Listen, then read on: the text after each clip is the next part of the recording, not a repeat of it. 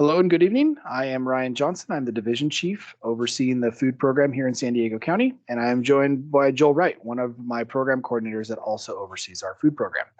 Tonight, we will be discussing the permanent MEHKO program that includes the requirements established in the initial temporary program, as well as those items recently approved by the Board of Supervisors. And then we'll walk you through how to obtain a permit with our department. At the end of the presentation, you will have some time set aside for any questions that you may have. So tonight, we're going to be going a little bit over a MEHKO overview that includes our state law requirements and limitations, the roles and responsibilities for overseeing a MEHKO program, the San Diego County requirements for a MEHKO program, and then we'll shift into the second half, which is going to be how to obtain a permit with us for those of you that are not already a MEHKO here in San Diego County. And as part of that, we'll discuss the application process, how to complete our standard operating procedures, and then talk a little bit about how the inspection process works and what's entailed in that to set you up for it. So let's get started with the MEHKO program overview. So MEHKO's, as established in state law, is a mini restaurant that's operated by the full-time resident of a private home or an apartment. The food must be prepared and served on the same day, and the operation can serve up to 30 meals per day, with a maximum of 90 meals per week, unless operating a mobile cart, which we'll cover shortly.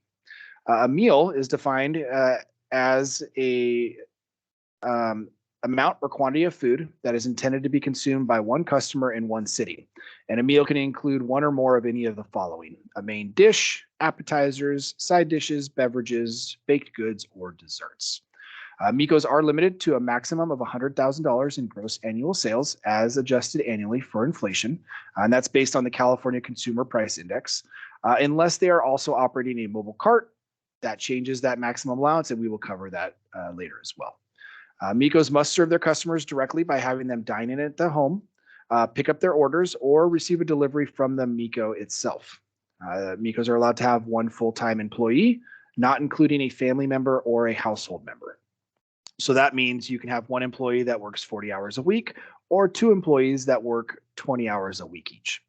The MEHKO operator must also have a food safety certificate, and any employees, whether they are household members or family members or actual employees, must have a food handler's card as part of their operation with the MEHKO. MEHKOs are restricted from operating as a cottage food operator, caterer, or a temporary event vendor. So if you are a MEHKO, that is the only option that you're able to run out of your home. A health permit from the local enforcement agency, which is the Department of Environmental Health and Quality, is required prior to operating. Routine health inspections are limited to no more than one time per year and are scheduled with the operator. And any complaints that are received regarding potential health and safety concerns or any foodborne illness concerns may also be investigated by our department. Now, there are a few restrictions in what a MEHKO can sell, and these are established in state law. So there, like I said before, what defines a meal has a wide range. You have a lot of different types of food, a lot of different beverages that can be served. However, there are a few exceptions, and these include the selling of raw oysters and raw milk, also the production, manufacturing, processing, freezing, or packaging of milk and milk products like cheese, ice cream, yogurt, sour cream, or butter. Now, those products can be purchased and used in your MEHKO. They just cannot be manufactured on site for use. MEHKOs may also not utilize a specialized process that requires what we refer to as a HACCP plan. And this is for processes like smoking, curing of meats for preservation, canning, any kind of fermenting, or any process that involves reduced oxygen packaging or vacuum packaging of food, as all of those are a higher risk process and there are more controls that need to be put in place. So they are excluded from MEHKO's operation. Now, there are some limitations in state law as they apply to local jurisdictions. Any local jurisdiction, and that is going to be a city that you live in or the unincorporated county areas, cannot impose any additional restrictions for zoning purposes. However, they can investigate and enforce their existing local regulations that include, but is not limited to, code compliance issues. State law does not allow for a city to opt in or opt out of the MEHKO program. It is a countywide program, and that was approved by our Board of Supervisors already. So between our department, DEHQ, and the local jurisdictions, whether it's the city or our county planning and development services or Department of Public Works, we each have our own roles in a MEHKO operation. Now, from a DEHQ perspective, we focus on our California Retail Food Code requirements, and that's to ensure food safety. For our local agency counterparts, they're going to be more responsible for enforcing local land use ordinances as it relates to noise, outdoor signage, any kind of traffic, parking, public nuisance issues that are already established in those ordinances. For our current program status, and this was as of January 16th of 2024, we have 72 permitted MEHKOs. We have not received any foodborne illness complaints. We have seen no major risk factor violations. However, when we do our inspections, not all MEHKOs are in full operation. So a lot of the work we do with our MEHKO operators is educational. And as a result of investigating our unpermitted home-based business complaints that we've received, we've been able to redirect and have 4 of them obtain a MEHKO permit. And that was at our last count. So that does change, and that is a rolling number. But our efforts always, when we get a complaint about somebody operating out of their home without the proper permits, is to guide them to this program and get them set up to be able to sell their food legally within state law allowances in our county. Now, within San Diego County, we have some additional requirements that have been put into place as part of our permanent program. So I want to go over those a little bit more because the first half was our state law requirements, and this is going to be what is required here locally in San Diego County. This may not be the same requirements that you might see if you have somebody that operates a MEHKO in one of the other counties that has an approved program. So the first part of this is what was initially set up as part of our temporary program. Our Board of Supervisors approved 5 ordinance components that have carried over into our now permanent program. So these components that are required for all MEHKO operators are the MEHKO operator shall successfully pass an approved and accredited food safety certification exam and submit proof of that certification with the application. So that means you must have already obtained your food safety manager certificate, and that is submitted with your standard operating procedures and your application for a health permit, which Joel will go over shortly. All food storage is required to be within the permitted area of the MEHKO. If there is a detached room on the premises, that could be like an accessory building or a garage, that can be used to store food items only if all food is stored inside of an approved refrigerator and or freezer with a closable door and lid. That is to help protect the food. We consider those areas not part of the enclosed facility, but as an ancillary area. And so we want to make sure that nothing can get into the food that's stored in those areas, like vermin. Any sleeping quarters or secondary units, like an accessory dwelling unit, is not included as part of the permitted area. So we don't want a room that somebody is sleeping in to also be considered part of your MEHKO operation. Only 1 MEHKO may operate per residence. So if you live in a house and you want to have 2 different MEHKOs operating, that's not allowed. You have to only pick 1. Now, if you happen to live somewhere in a house as your primary residence, and you also have an accessory dwelling unit on the property that somebody lives in as their primary residence, they're then able to operate their own MEHKO out of that. But out of the same residence, it is not allowed. MEHKO operators who are on a well, so a private well system, and this doesn't happen very often. Most people that are operating in a city jurisdiction are part of a public water source. But if you are on a well, that well water needs to meet our transient non-community water system standards, and water results for initial testing needs to be submitted. That includes a full panel that tests for nitrates, nitrites, metals, and bacteriological water quality. And for renewals for any MEHKO that's on a private well, they will need to submit water testing results annually to provide results for bacteriological water sample testing. And that's just to make sure that the water being used in the MEHKO is safe for the consumers.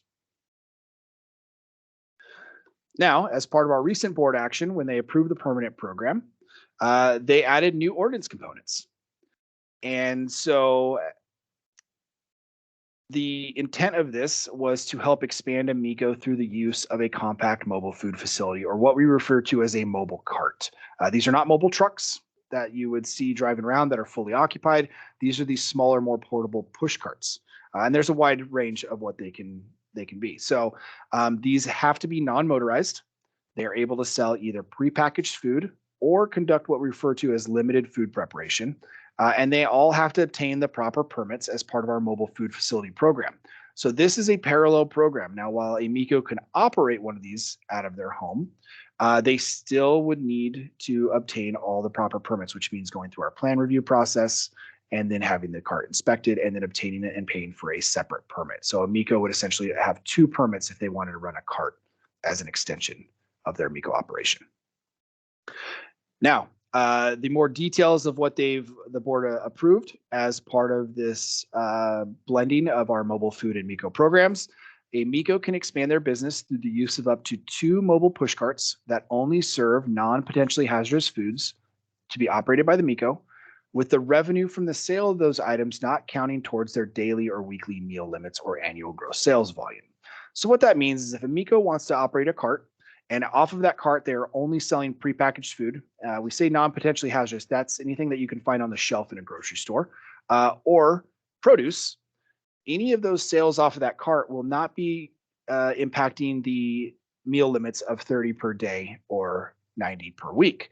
It also doesn't impact the gross sales because those items are not typically associated with a MEHKO because the MEHKOs are selling those meals. They're not selling the prepackaged items solely. Now, along that same line, a MEHKO may serve as a commissary, and a commissary is an approved location where food preparation occurs to support up to 2 mobile food push carts that are operated by the MEHKO. So that means if a MEHKO would like to expand their business to a mobile cart, they're only allowed to expand it to operate 2 mobile carts out of their home. The home can be used as the location to meet the requirement in our mobile food program of where they're storing and preparing the food to then take out on those carts. And like I mentioned before, in order to start operating a cart out of your MEHKO, it still has to have approval granted by our department in order to utilize the home as their commissary location. So a couple extra steps that would need to be met before we can go ahead and provide that approval.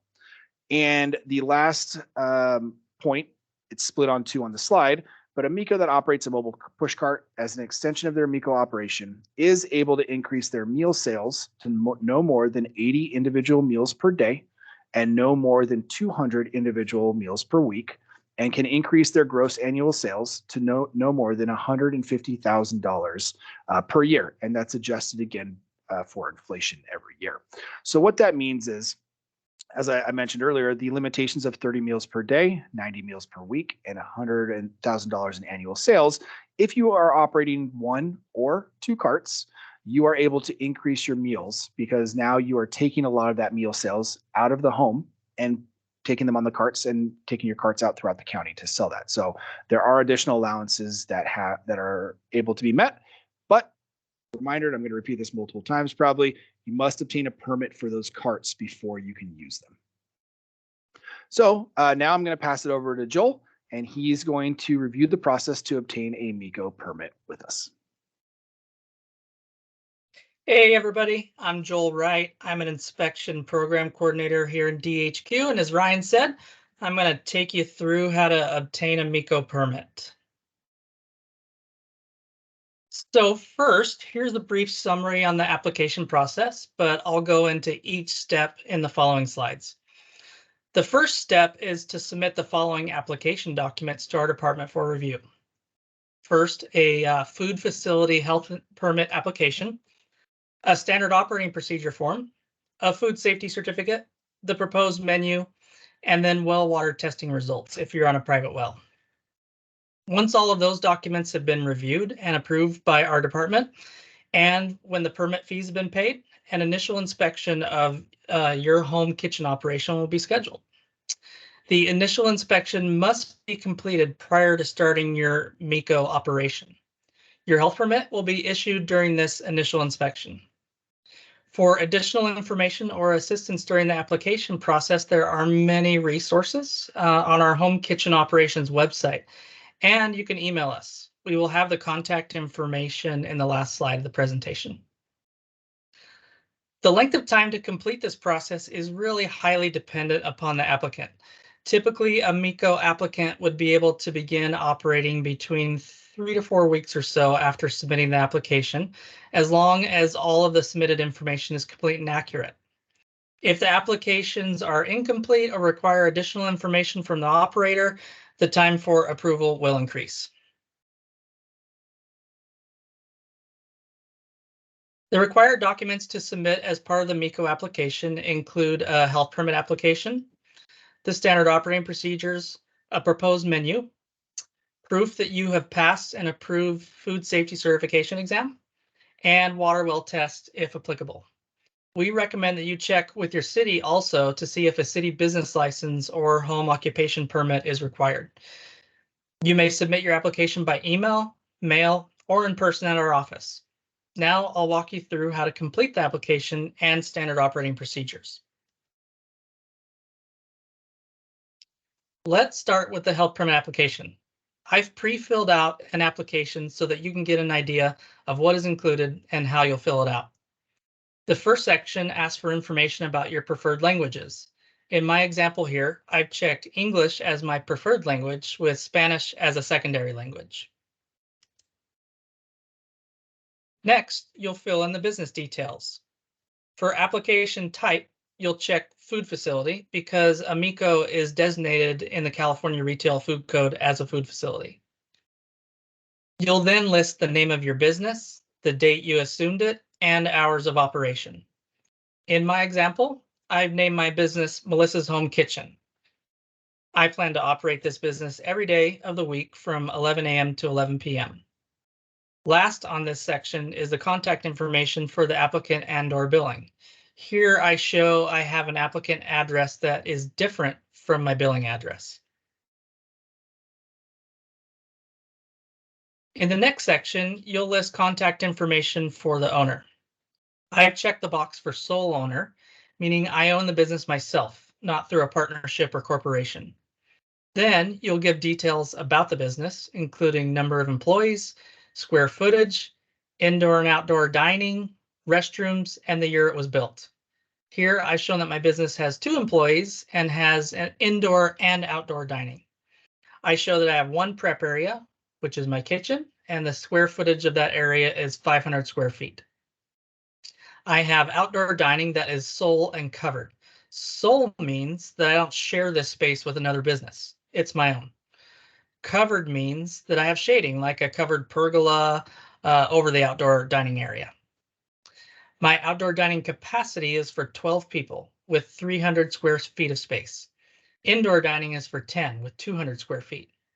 I show that my home was built in the year 2000. On the bottom of this section, be sure to check the box that you'll be applying for a MEHKO permit. You'll be able to digitally sign the application on the bottom of the form. Now we're going to shift over to the standard operating procedure form that we have. Prior to operating, each MEHKO must pay the permit fee and is required to submit a standard operating procedure form, which includes reviewing the menu, food preparation methods, and how the dishes and utensils will be washed and sanitized in the home. We'll conduct the initial inspection prior to issuing the initial permit. Once the SOP is approved, that's standard operating procedure for short, by the way, the MEHKO operator will obtain their health permit. The maximum turnaround time for the review of the application and SOP will be about 20 days, but most likely it'll be less than that depending on the volume of applications we've received. Once permitted, the SOP is only reviewed again if there is a significant change in operation or menu. All right, in the first section of the SOP here, you'll fill out the business information, contact info, and employees. Notice that on my sample application here, I show that the business has 2 employees, Maria Gonzalez and Wei Zhang. Maria will work 25 hours per week and Wei will work 15. Their work hours add up to 1 full-time equivalent or 40 hours per week, which is the maximum the law allows.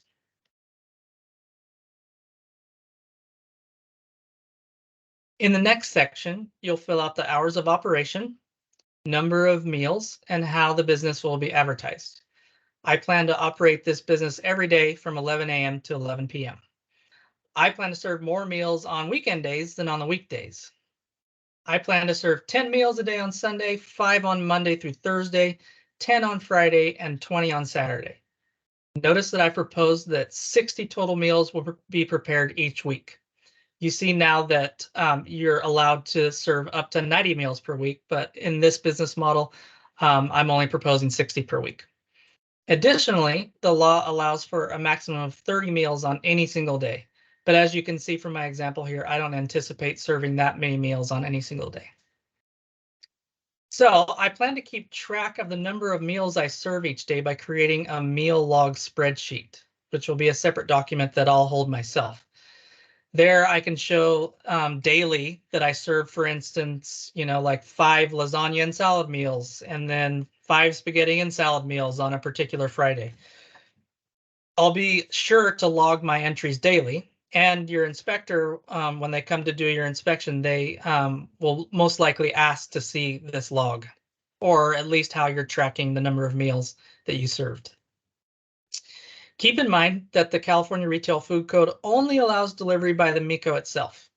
An internet food service intermediary cannot be used for delivery, but it could be used for advertising or ordering.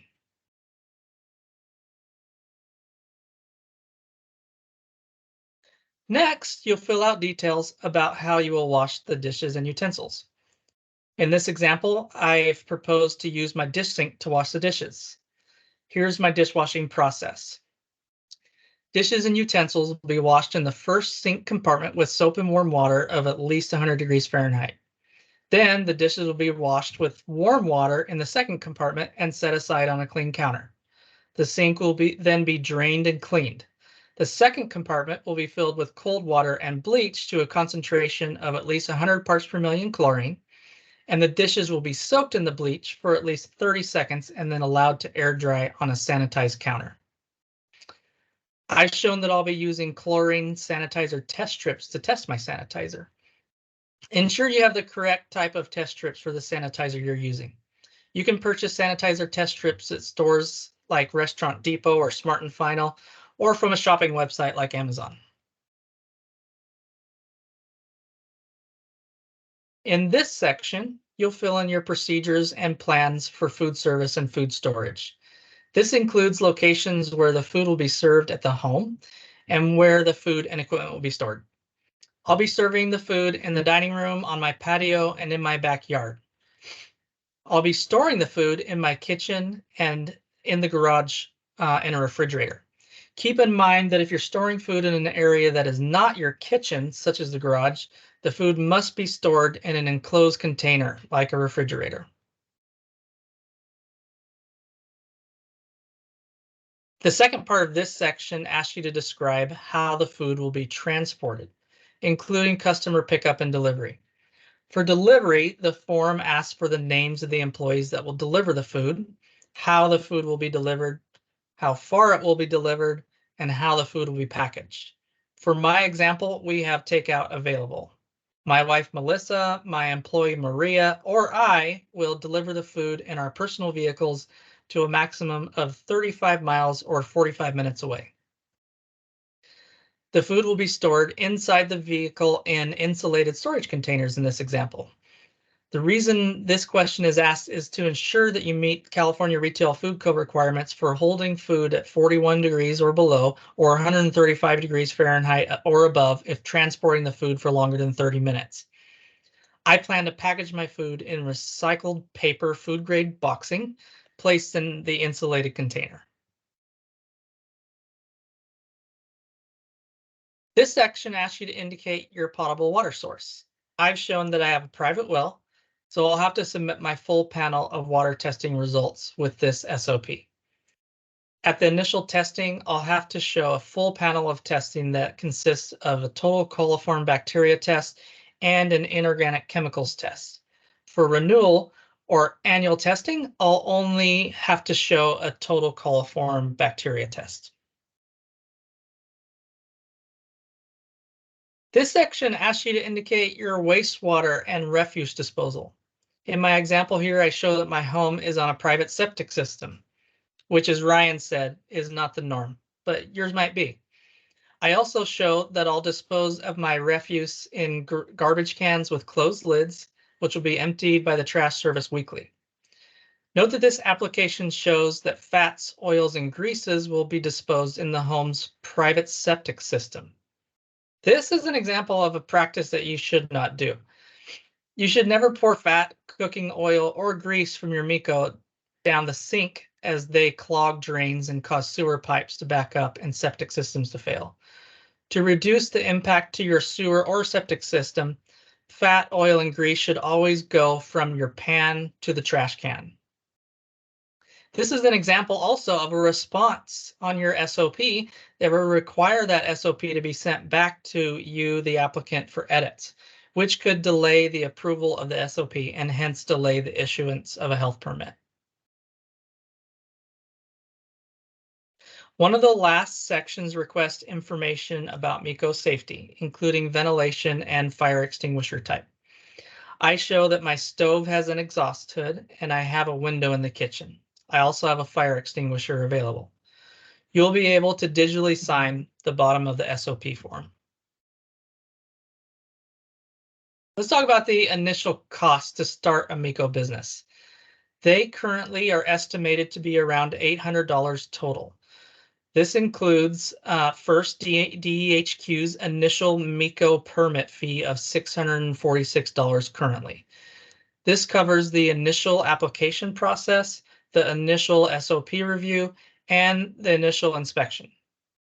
The cost of a food safety manager certificate obtained through an approved food safety training school is estimated to be around $150 or so. So the initial startup cost is about $646 plus about $150, which is at $796, very close to $800. So that's why we say we estimate those startup fee costs. There will be an additional SOP review if there are changes that need to be made to the initial SOP, and that would cost $184 per hour of review currently. The fee at permit renewal annually is currently $322. The fees are subject to change each fiscal year starting on July 1st based on time studies and MEHKO program costs. The initial inspection will be scheduled within 5 days of approval of your submitted application packet and at a time within normal business hours that's convenient to you. We've created a self-inspection checklist, which can be found on our website to help you prepare for your initial inspection, and that can be used on an ongoing basis to ensure safe and successful operations. Have that standard operating procedure on site and available in case your inspector asks to see it. The inspection will take approximately 1 hour or so, and we'll have one inspector present from our department. Sometimes there might be two there if they are training someone else to do these types of inspections. The inspection is focused on risk factors identified by the Centers for Disease Control as being associated with foodborne illness. At the completion of the inspection, the health permit will be issued to you. Please post the health permit while in operation. Most people post it right in their kitchen. Then each year you will have a scheduled routine inspection. If DEHQ receives complaints or reports of foodborne illness, a separate site visit will be conducted in the home. If there is a justified complaint or if multiple re-inspections are required to verify the return to compliance for any noted violation, the MEHKO will be billed the hourly rate to cover the time spent. If you know of anyone else that would be interested or learning more about MEHKOs, the recording of this workshop will be posted on our website. Additionally, if you have any questions, you can visit our website at www.sdcdehq.org and click on Food Program Home Kitchen Operations, or email them to fhdmehko@sdcounty.ca.gov.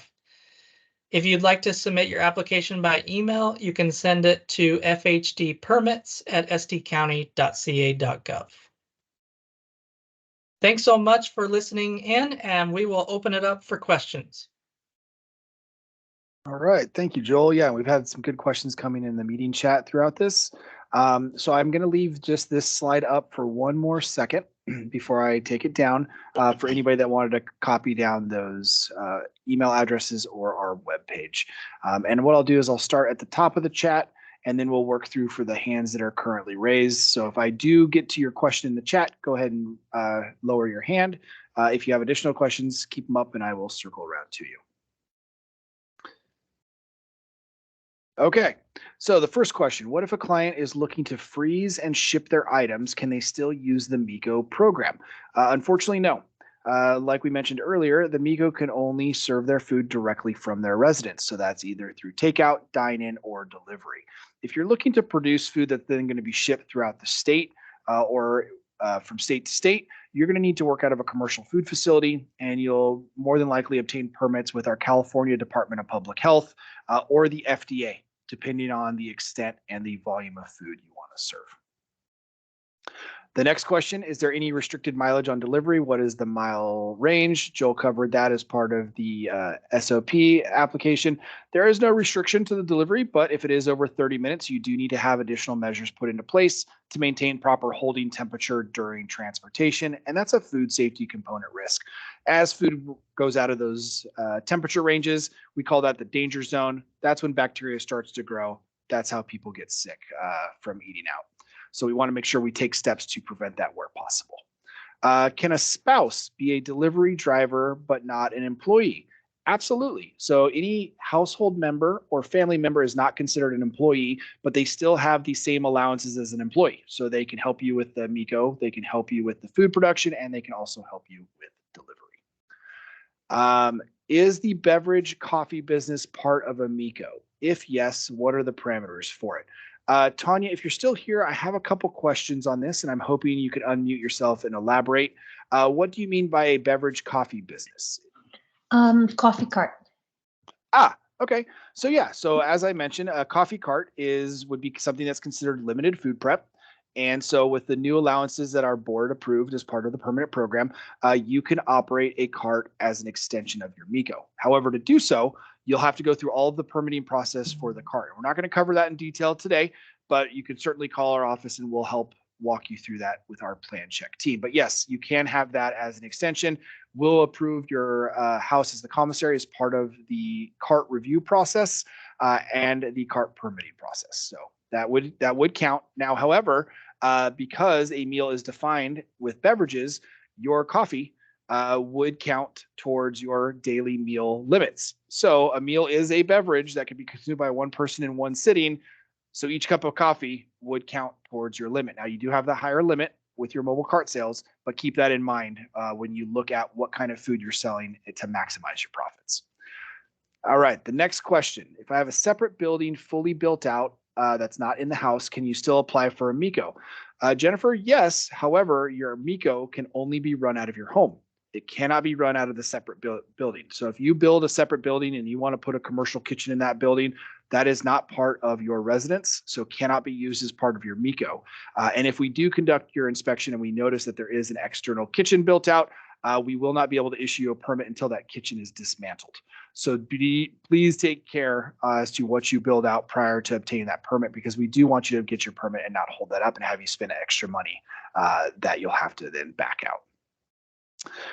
If a CBO has a community kitchen to support MEHKOs, does the CBO need to also apply for a MEHKO, or is there a separate process? And I believe the CBO is a community-based organization. That kitchen cannot support a MEHKO. MEHKOs are independent, standalone businesses that have to be operated out of the private home. They cannot partner up with another business to do any additional food storage or food prep. If a CBO wants to have a community kitchen that they operate, that would be a retail food facility. It could not be a MEHKO, and that would go through our retail food facility plan review and permitting process. Our next question, is there any discussion and potential for increasing the number of meals served in a day, max of 45, for example? James, there is not, because that is established in state law. So there were not options allowed for local jurisdictions to increase those volumes unless they are tied to the compact mobile food operation. And that's what the board approved, is the increase of those for those that are operating a mobile cart. So if you want to sell more meals in a day, you'll want to get that compact mobile food operation or mobile cart permitted to help increase your sales volumes. Does meal prep, not cooking meals, just prepping, allowed under a MEHKO? Potentially, We'd have to review that process a little bit more detailed as a one-on-one, but you have to prepare food that's going to be consumed on the same day. And meal prep doesn't really work with that model. You typically are preparing a lot of food at one time, storing it, and then passing that off. So, Tammy, that question you'd want to reach out to our team directly on to kind of work through those details and help you see if we can navigate and find a workable solution for you. I plan to prepare items such as beef jerky, party mix, and possibly freeze-dried candy snacks. Well, these food fall under the MEHKO program.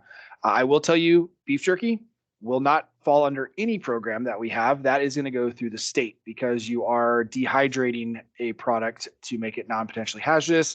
That requires state approval. So anybody producing beef jerky will need additional approvals from the state. However, if you want to do party mix and freeze-dried candy or snacks, you may want to look into our cottage food program. They deal with the preparation, packaging, and sale of non-potentially hazardous foods. So we do have a cottage food program information also on the same home kitchen website. So if you're interested in the cottage food, remember, you can only do one or the other. You cannot run both consecutively out of a home. So please look at our home kitchen's webpage, scroll down, and you'll see all of the information for our cottage food program there. Have you considered the various cuisines and that someone serving Mexican food might be at a disadvantage because their meals are under $10 or a customer would just get a burrito while someone serving French food would be able to maximize the client flow? That is not something for a local jurisdiction to consider. However, we do understand there is a wide range of business models that can be applied for your MEHKO, and it is up to the MEHKO operator to design that plan, create their meal and their menu options to maximize their profits. We do not get involved in the business development side of things. And yes, like I mentioned with the person that want to do a coffee cart, selling cups of coffee will greatly decrease your allowable meals per day versus somebody who's doing an entree platter, possibly for a lunch. So yes, that is part of the business decision for each operator to make as to how to be the most successful with their business. How does baked goods work with the meal count? Dozen cupcakes, is that 12 meals? Well, if you remember, the meal definition is something that can be eaten by one person in one sitting is a meal. So a dozen cupcakes would not be considered a meal. And so we would say that is not an option. Part of the meal, the SOP is to submit your menu.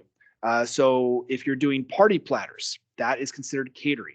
Now that's different from a family style meeting where you might create a meal that serves a family of 2, 3, 4, or 5. That's a family style meal. That's 5 meals that you've created. Even though you've packaged it into one package, that is 5 meals for 5 individual people. For a dozen cupcakes, yes, that would be 12 different meals because you'd have to sell them individually or 1 or 2. It's within what's reasonable for a person to eat as a meal. Now, don't get me wrong. I can eat a lot more in a meal than a lot of other people can. But what we're trying to make sure that operators are doing is not shifting into that catering line.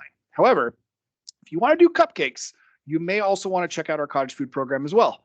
Depending on the kind of frosting you use, there are allowances for cupcakes, and you can package those up and sell them as a dozen or 2 dozen as part of that cottage food program. So, Angela, you might want to look into that as another option.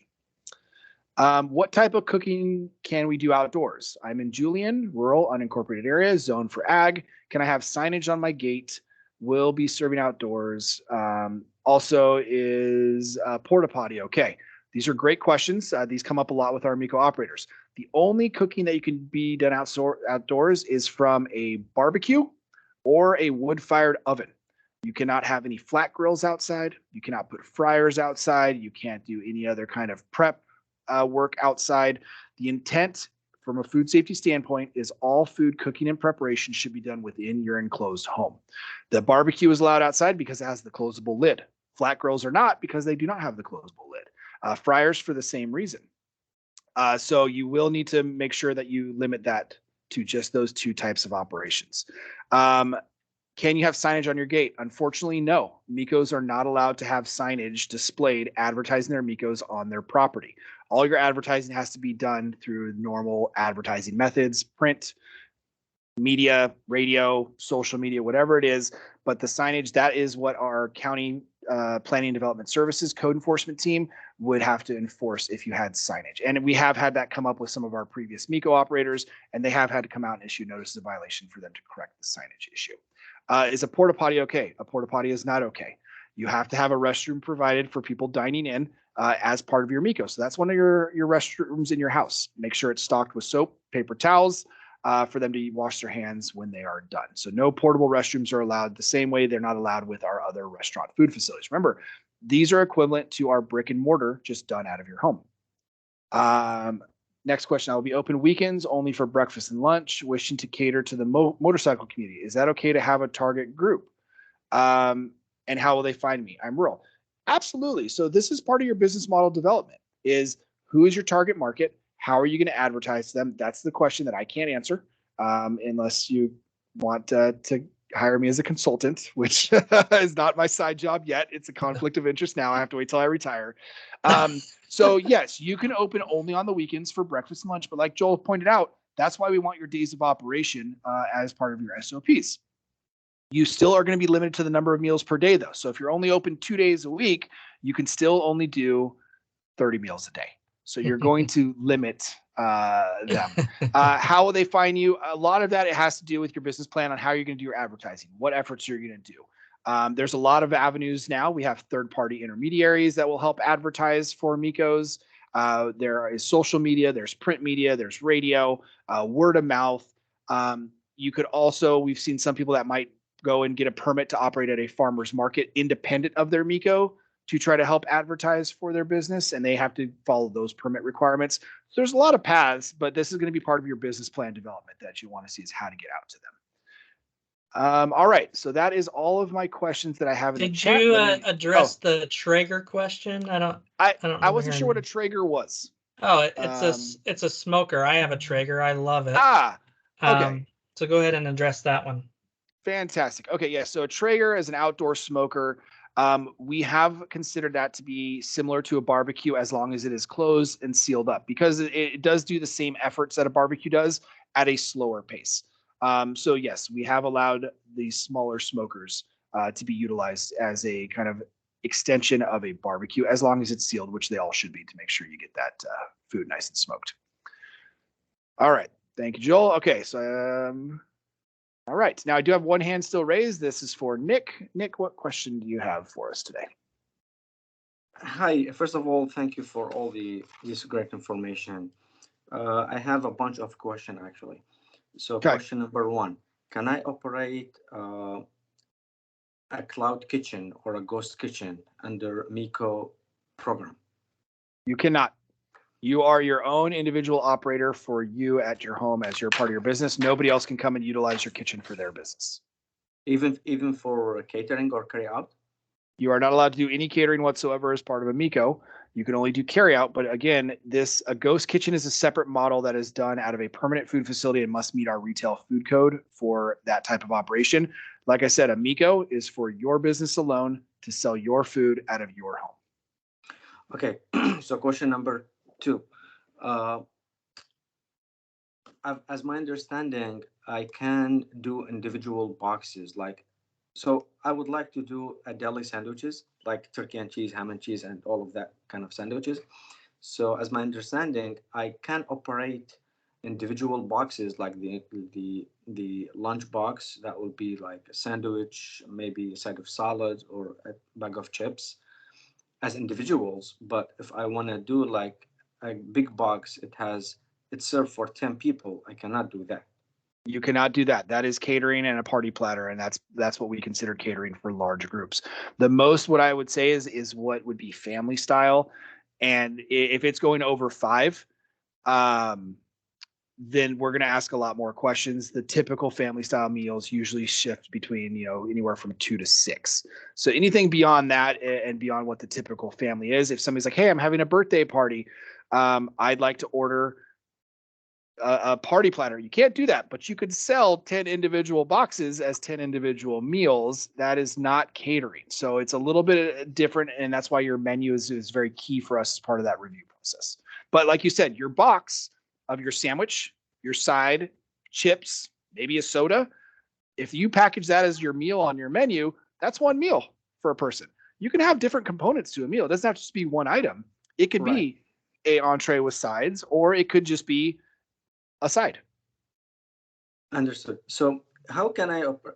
There's a way can I operate a catering, that kind of catering? Yeah, if you want to get into a catering kitchen operation, you're going to go through a different permitting process, and you have to be part of a commercial facility that's permitted to house caterers, or you go and operate out of a permitted ghost kitchen to have your own stall or station set up in there. So that's part of our catering program, and it does require you to be working out of a commercial facility that's permitted by us. And Nick, let me add something on to what Ryan just said. The reason for that is the MEHKO law was written for small businesses that are just starting out. If you started a MEHKO and found that the products you were serving were really popular, you may want to eventually shift into a catering business with a bigger amount of food that you're serving every day. So if that's the case, you'd have to go to commercial model. And another reason for that is home kitchens aren't built to the capacity and specificity that commercial kitchens are. So the law was written so that people could really do this in their home kitchen and have enough space in the refrigerator to wash dishes and all of that at home. So those are some of the reasons why you're not able to operate a catering business out of your home kitchen. And for those of you that are wondering what is a ghost kitchen, which is what Nick kind of asked off the start, it's hard to describe, but imagine a shared kitchen space where you have 10 different vendors all operating their own individual businesses out of their own individual space, but there's no dining or seating option. So it's more of a delivery type setup where you can order from them, but it's a smaller space to help contain costs for individual vendors. So it's its own business model that's set aside, very similar to a food hall, but without the public facing component of it.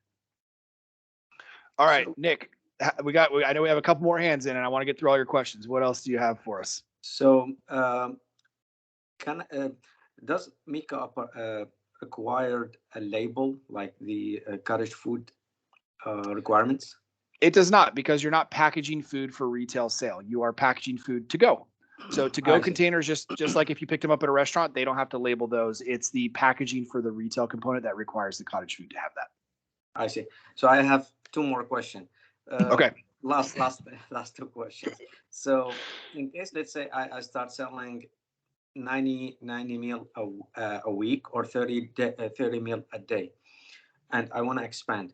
In this case, I have to buy one of these like small carts, and then can I sell more?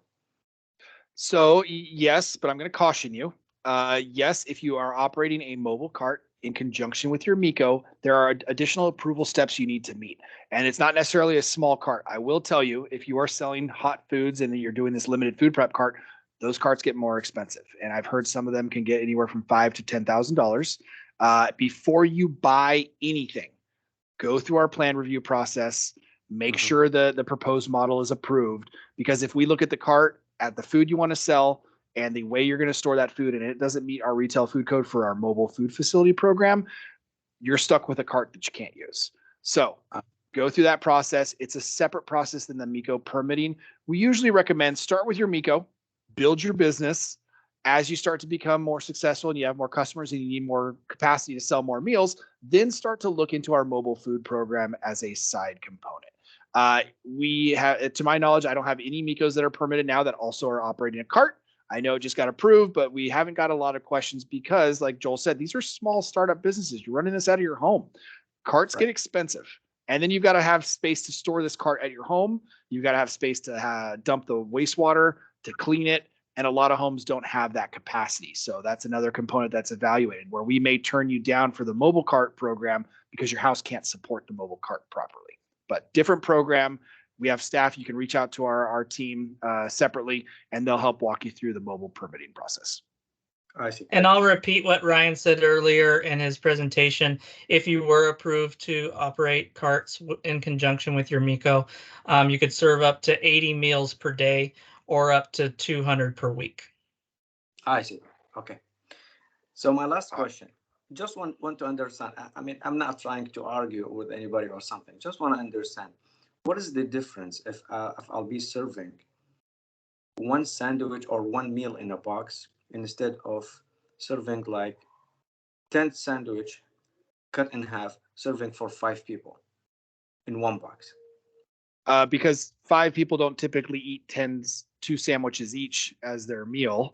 And when you get into that component, it's catering. And so, Nick, that's what we're really trying to make sure we control. This is for small operations. You can't cater out of your kitchen, out of your home. And so there's a very defined line in retail food code and county ordinance on what catering is. And it's very clear in MEHKO's that you are not allowed to cater. So in the effort to help support our MEHKO operators and make sure we can have a successful program, we draw the hard line to make sure your menu and offering is consistent with individual meal sales and not a catering order. And a catering order doesn't have to be 100 people, right? You can cater for small groups, but a catering versus individual meals, if I go to your place of business, I look at your menu, I'm going to order food for either myself or my family. That's going to be a meal service. Going above and beyond that is now the catering option. I see. Okay. Thank you. Yeah. All right. I'm going to work through the hand questions. My next one up is Agapito. I hope I said that right. Yes. Hi. Yes. Yeah. You said right. How are you? Good. Can you hear? Okay. I can. Yeah. Yeah. Okay. Very good. Can I, if I decide to do only to goes, so that way nobody can use, like if you don't have access to the bathroom, is that okay? Absolutely. So you're not required to make people dine at your home. You can deliver, to go, dine in. One or all 3 of those options are allowed. Okay. And real quick, I already have a health permit and a permit, to do food business here in San Diego. Is those permits, can I use those permits or I have to apply for new ones? You have to apply for a new permit. So great question. Permits are non-transferable, whether from address to address or business to business. So if you already are permitted for a business, you cannot transfer that to your MEHKO. You have to apply from scratch. If you happen to move and already have a MEHKO permit, you have to reapply. So if you just got a permit with us and a month later you move to a new location, a new apartment in the same complex, down the street or into another city, you have to reapply. So, we always tell people, please forecast out so that way you're not paying additional costs for us to re-review this. But yes, we cannot have a permit transfer from site to site. Okay.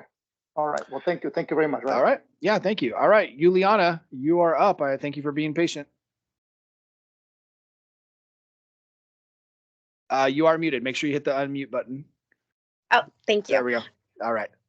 You mentioned that meal prep is not an option, but I'm planning to sell my product or advertise it to be a membership and do like daily meal.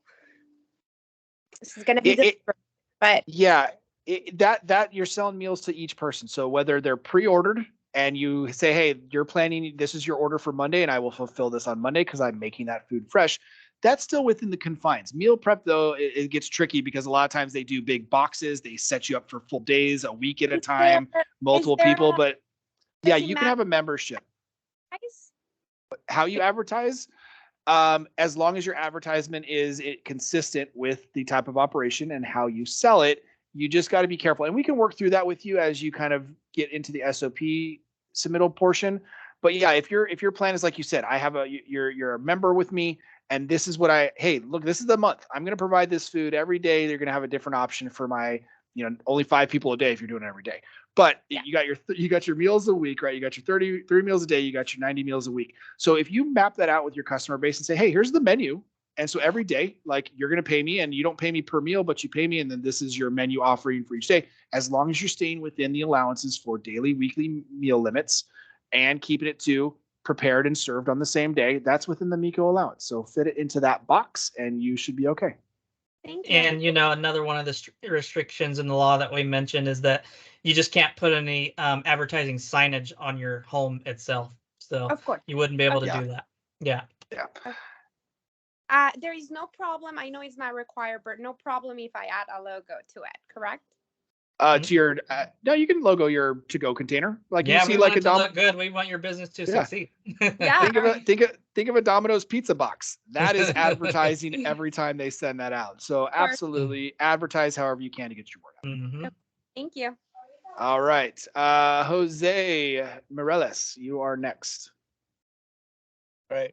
Thank you for all the great information. I'm one of the newbies here, so I had I also thank you for the clarification on the ghost kitchen. So, I'm with a community-based organization, and I had the question earlier about us.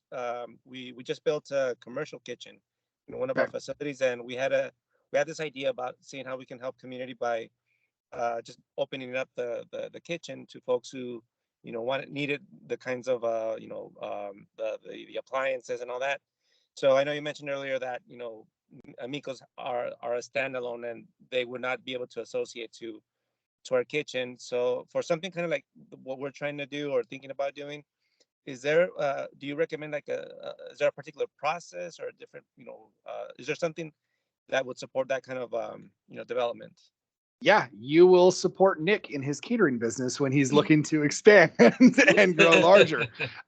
So if you've got a commercial facility that you've obtained a permit with us for, there's a lot of options for that based on your structure. But every catering kitchen, which is you have individual people come in and utilize this kitchen, that is where that type of model will work. Right now, what you have to make sure you do is your capacity of your kitchen has to be able to support the number of catering businesses that are permitted with you. And so that's part of our permitting process with each caterer. We go to where they're using their commissary. You would become their commissary, and they can come in and have storage space allocated to them, refrigeration space allocated to them to help support their catering business. So I think from what you're describing, you would be a great option to support caterers, temporary food facility operators, and anybody that wants to work at a farmer's market that needs to have a commercial commissary to support their business. Okay. So for us would be exploring licensing to become a commissary? Technically, you already can be a commissary because you have that health permit for a retail food facility. The challenge is having the caterers come and have your site evaluated for their individual operations on top of your permit. So you may want to, you start with one caterer. Our staff comes out and evaluates that caterer, and we'll probably let you know you don't have a lot of space to fill more people because your permit has to have its own requirements. Then your caterers have to have their own requirements. So they hybridize a little, and our team can definitely work with you and any caterers that are trying to get permitted. That's part of our inspection process for the catering permit. We go to the site that they're using, we do a field investigation and evaluate to make sure it can hold them before we issue a permit for them to be a caterer. Okay. And my last question is, so as a first step for us would be then to reach out to your department. Is that correct? That is correct. I would say first find somebody who wants to cater.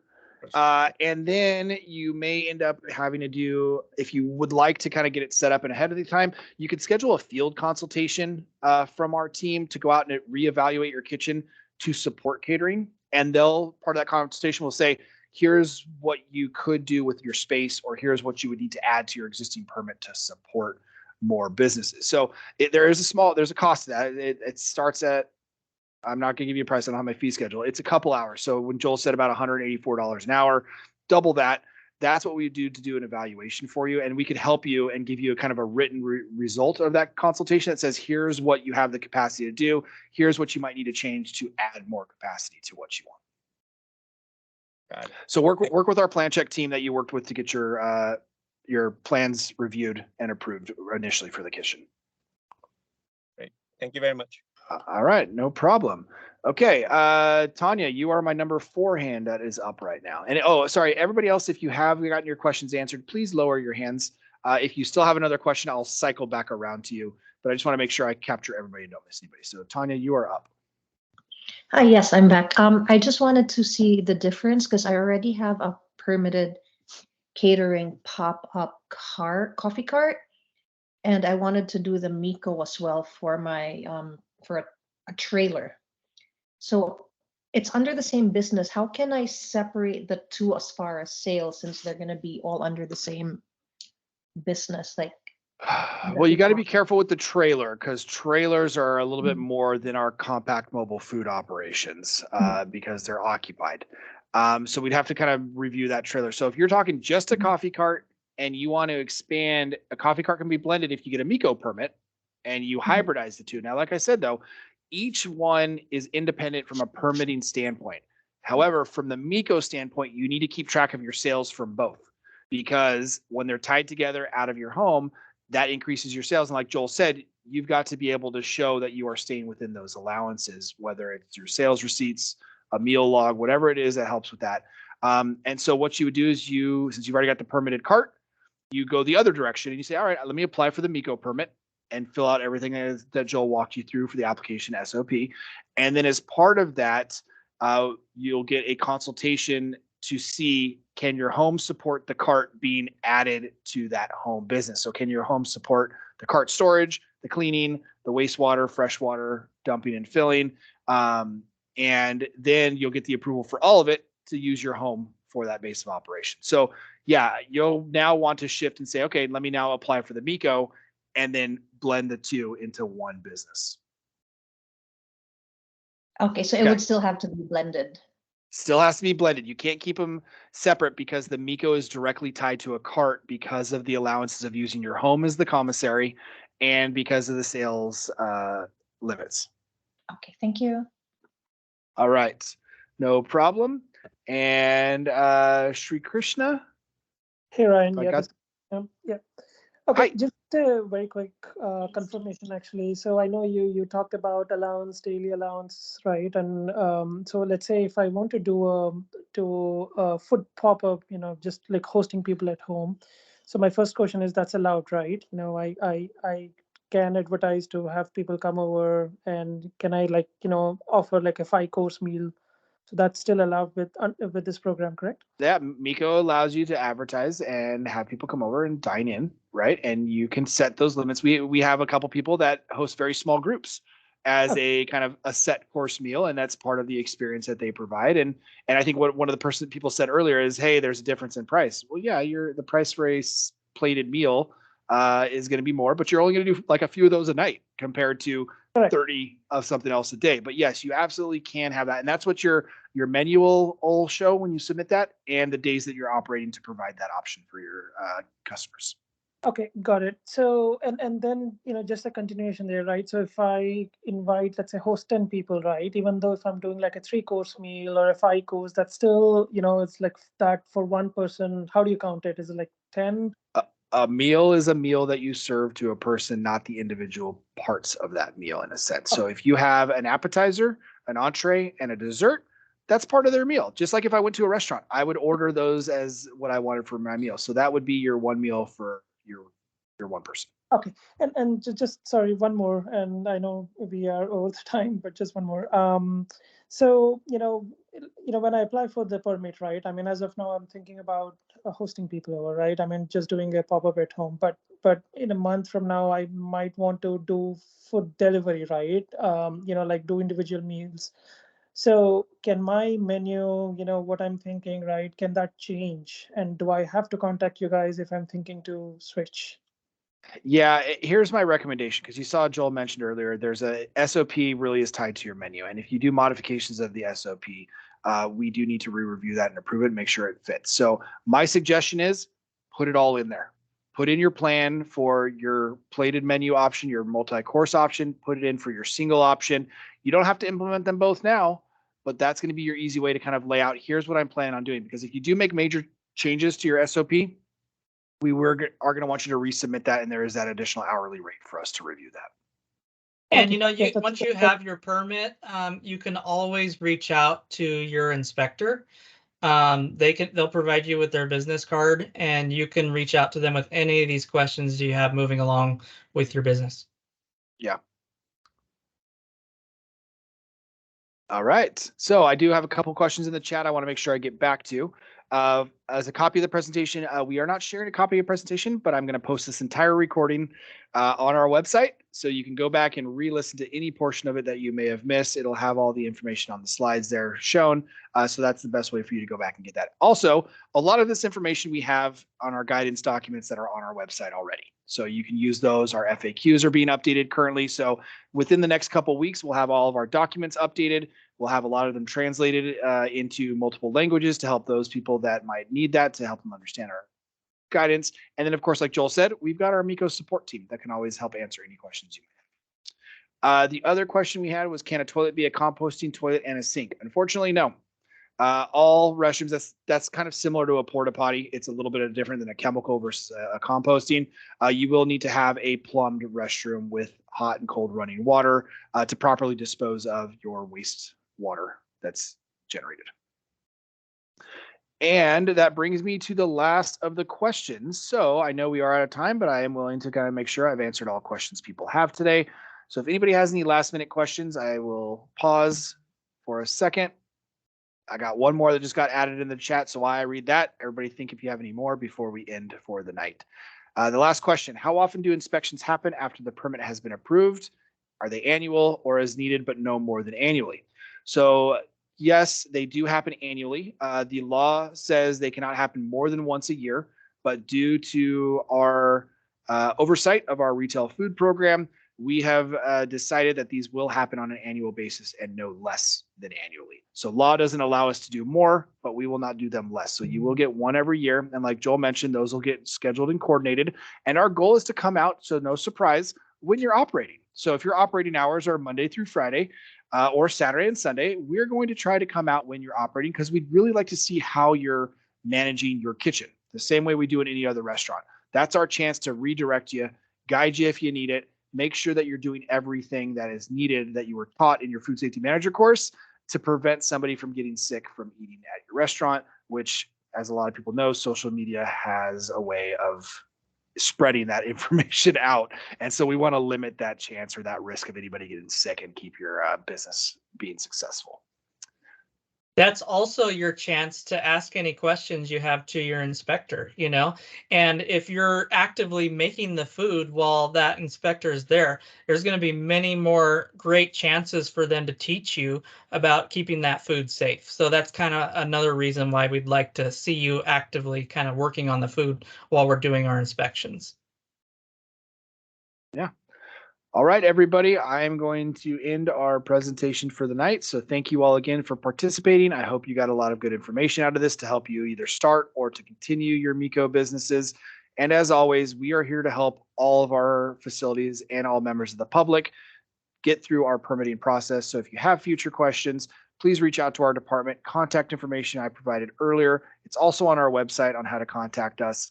And we are here and happy to help. So thank you all. Have a great night. We will talk to you soon. Thank you. Bye-bye.